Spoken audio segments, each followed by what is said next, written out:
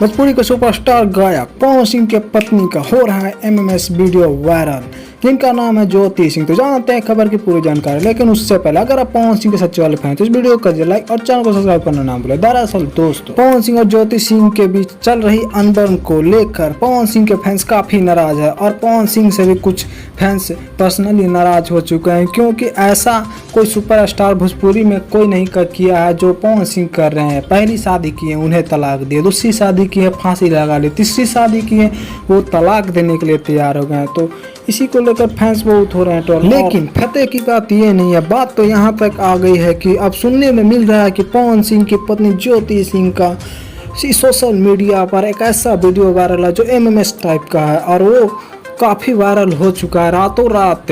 लेकिन उसको ज़्यादा शेयर नहीं किया जाए, क्योंकि किसी भी की पत्नी का भी कोई इज्जत होता है। तो आप लोग क्या कहना चाहते हैं इस राय मशवरे के बारे में, पवन सिंह की इस दरिया दिली के बारे में?